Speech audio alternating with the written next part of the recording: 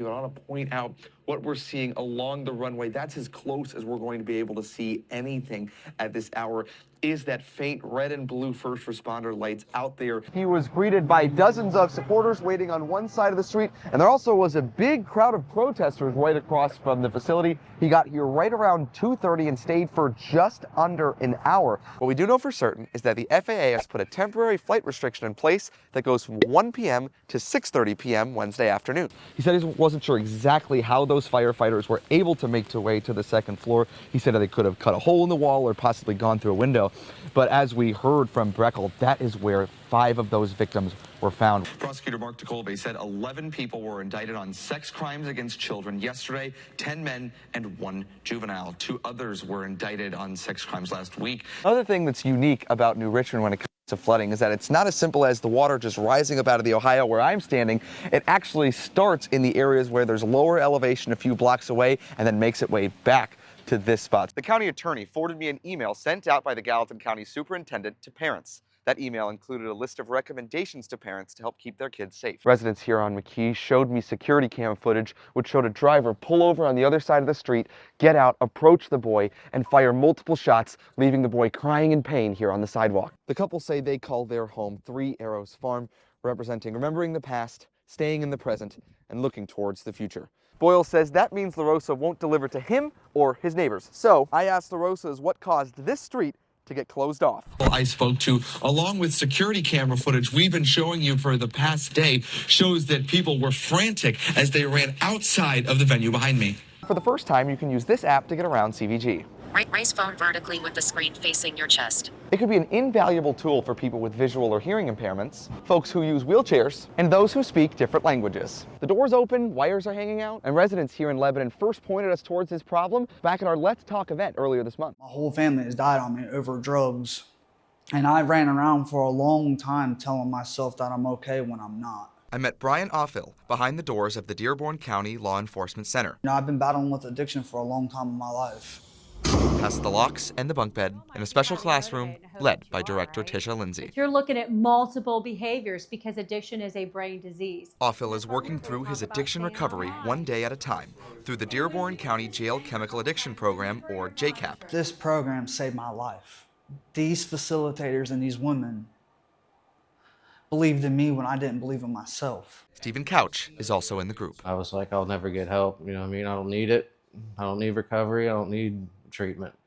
But now that I'm in here, like I said, I realize I do need it. Male and female inmates involved in JCAP are put together in pods and receive addiction treatment and therapy. Now that you're clean, you're rethinking, you're learning to rethink, now you're seeing a little bit different, right? We laugh together, we cry together, we go through emotions together. JCAP's director says the focus is accountability and compassion. It would be easy to sit in here and just pat them on the back and let them, say whatever, but we challenge them to make sure that they're using those mental self-control skills and they're using what we're teaching them. The inmates are rewriting their life story. I was always taught the older you get, the more harder it gets to get your life back together.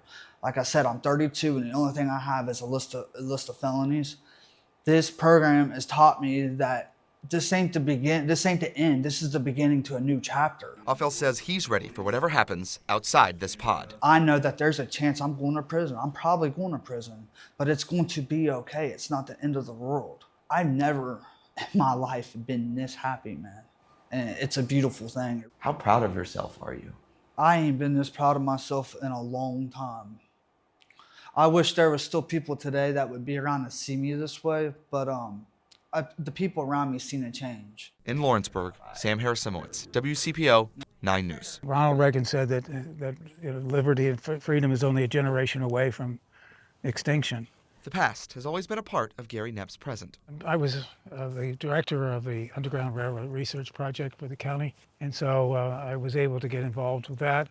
I've written 8 books on local history and taught history in University of Cincinnati. A passion that was passed down from generation to generation. I'm very patriotic, and that's coming from my dad. With the United States turning 250 this summer, Claremont County hired its honorary historian to put pen to paper. Basically, the way I like to do history is to take the individual experience and put it in the larger experience. Knapp has spent months writing blogs called An American Moment, shining a light on history in Claremont County Ohio, and across the U.S. Some of these things, I've had this information for years. Like the story of World War II veteran Paul Scott, a soldier from Miami Township who was killed in action in 1944. And he was in the U.S. Army Air Corps and was over Germany, or over Holland, and was shot down and died. And how people in the Netherlands still honor Scott and thousands of other Americans as their liberators. And it's been going on for 75 or 80 years where they bring in the flowers on to respond, to show their love of what they did for him. German anti-aircraft artillery shells filled the sky. Knepp shared that story of the ultimate sacrifice to the Claremont County Board of County Commissioners Wednesday morning. This is a piece of the plane, the fuselage, and it was excavated by Roger Zinkins and his crew. While sitting down with Knepp at the Spirit of 76 Memorial Park in Miami Township, I asked the local historian what it means to share the voices of those who came before us. Claremont County has a fascinating history that often gets overlooked. It's like these little doors open up and these people come out, and it's very rewarding when you find something like that to share with people. Reporting in Miami Township, Sam Harasimowicz, WCPO 9 News.